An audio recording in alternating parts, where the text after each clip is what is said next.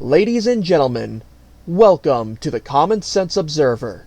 It is such a pleasure to have this as our first video, and even more so of a pleasure to have people like you as our first viewers. Now, the goal of this channel is going to be fairly simple. I'm going to be taking a look at everything trending in the world of politics, and I will be providing commentary on those things such as local politics here in the US, with the presidential election between Donald Trump and Kamala Harris, whether that's the ongoing war between Russia and Ukraine, or the war between Israel and Palestine, or just clips of millennials and Gen Z kids getting absolutely owned by their own ignorance. You name it, I'll be doing commentary on it. But you see, here's the thing. I for one do not want the Common Sense Observer to be just another generic reaction channel. And short of me coming up with some insane reactions to certain things I see, like, oh dang, holy crap, oh that's crazy, which I really don't want to do, I don't think that's gonna work out. No, I'm gonna do something else. What I'm gonna do instead with everything that I do commentary on is provide something educational and value to everything I do a commentary on. Whether that be any laws or court cases in certain situations, whether that's anything biblical, or just plain common sense.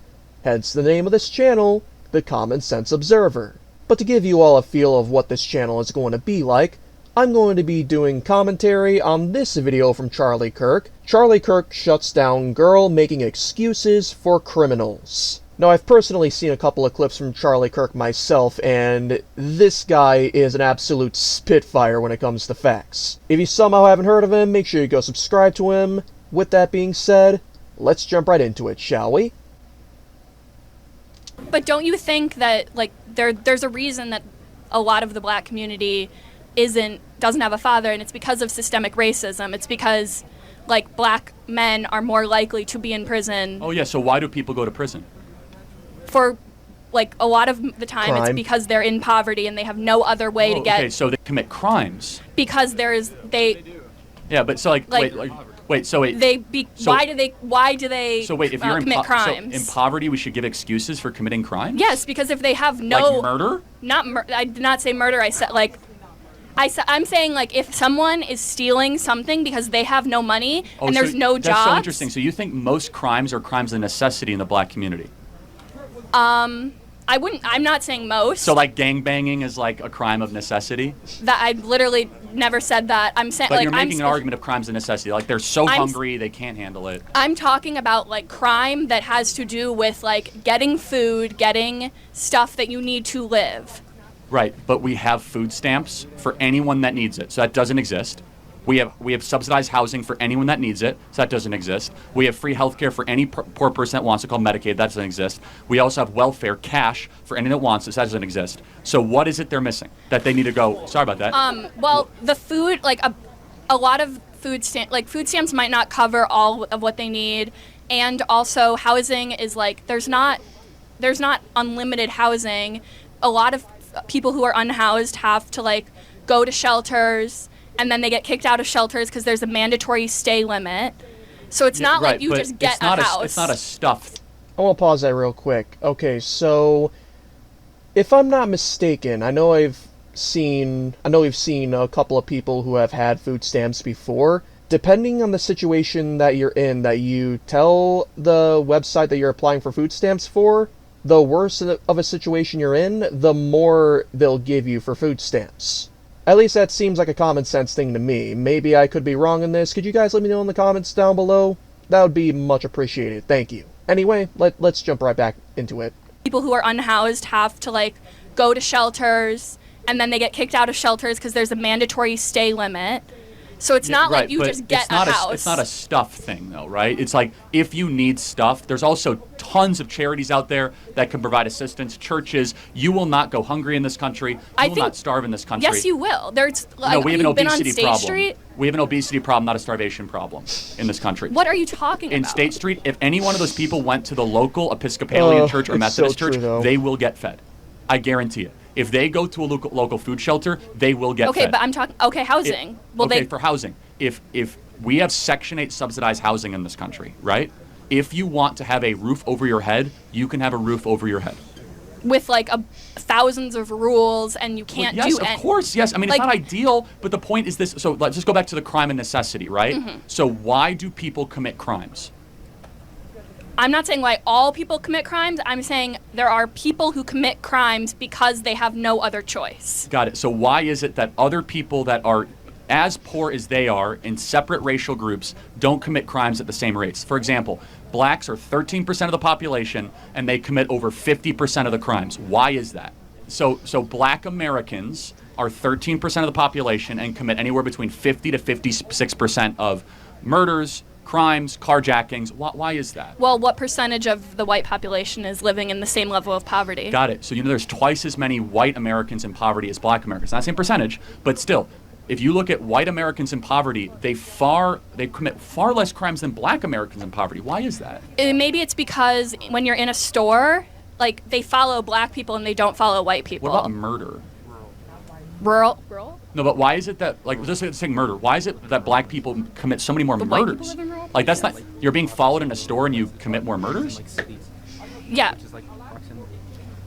You're making the rule, or No. I'll get to you in a sec, but Okay, it's not, anyway. it's not a good argument. But let me just go back to one thing you said. Systemic Whatever, you're racism, good. right? So the idea of systemic is that it's Yeah. within our laws. There are some black Americans here listening.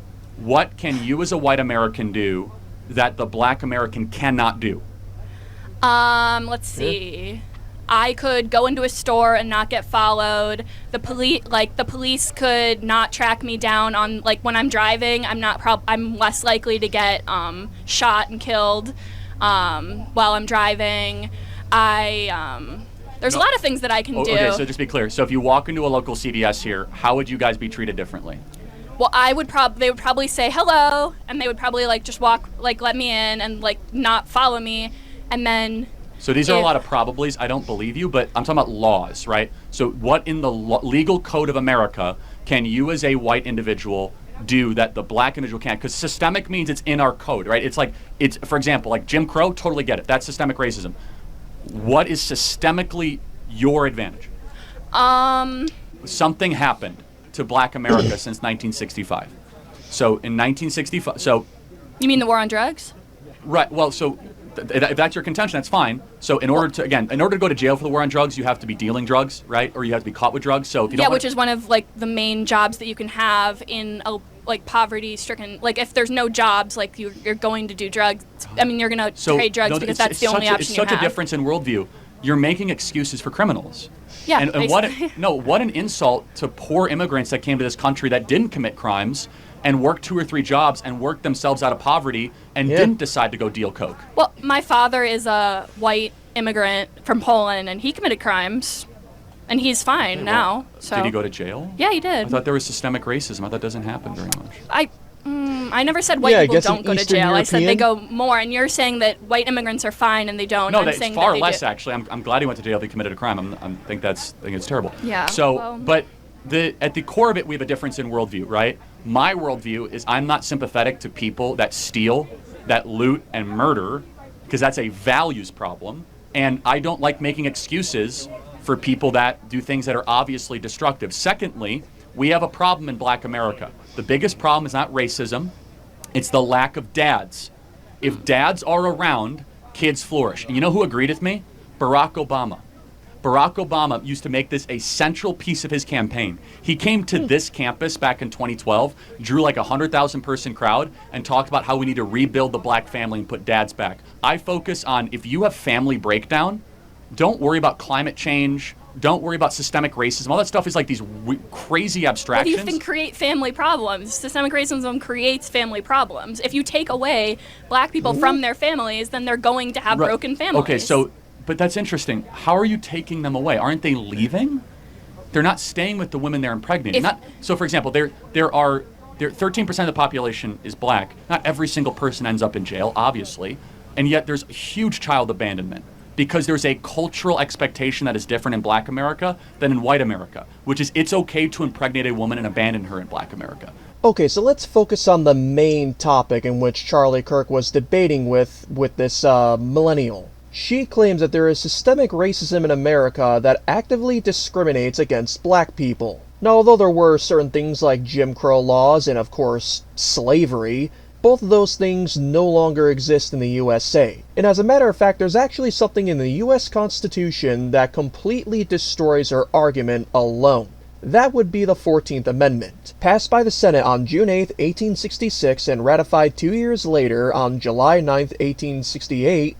The 14th Amendment granted citizenship to all persons born or naturalized in the United States, including formerly enslaved people, and provided all citizens with equal protection under the laws. It's that last phrase right there, equal protection under the laws in the 14th Amendment. What this means is that everybody of every race, whether black, Indian, Hispanic, white, whatever, has the same laws and rights in the USA. And I think the main thing that would support her argument on a surface level is states in the South like Alabama. After all, I mean, take a look at Dana Elmore and what she did to this innocent black man for simply changing a tire. What about the cop who murdered a black woman in her home as she was sleeping in Fort Worth, Texas? Or how about this one where a black guy was filming these police officers beating the crap out of another black guy, and then those same cops brutalizing the guy with the camera? All those things on a surface level would support her argument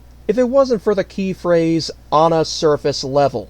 When you're talking about systemic racism, you're talking about laws in the entirety of the United States, or at least in one of the states, that actively discriminates against black people, or Hispanics, or any other race. But the 14th Amendment completely shuts those down if they were to ever surface. So do I believe that racism exists in America still? Yes. Do I believe it's systemic? Absolutely not. And just as a bit of common sense, hence the name of our channel, if there was such a thing as systemic racism in the USA, would Barack Obama have become the president in 2008 and 2012 again for re-election? Would Kamala Harris be running for president right now, even though she's not really African American, she's actually Indian? That's my point. I mean, there's a lot more I could mention about this, like the fact that apparently the black community and people in the black community glorify impregnating women and then leaving them, which is something that I personally didn't know about, but honestly, there was so much to take in from this video alone that I'm not sure if I could really do it justice. So I think that's going to do it for this video today. Thank you guys so much for watching, and I sincerely hope you enjoyed my commentary on Charlie Kirk completely destroying this millennial. Assuming you did, make sure you hit that subscribe button down below and share this with your friends, hit that thumbs up button and notification bell for more content like this. And share with me in the comments any facts that you know about in the world of politics. It may come in handy and I might bring it up in another video. All that being said, have a fantabulous future, and just remember, keep observing everything with common sense.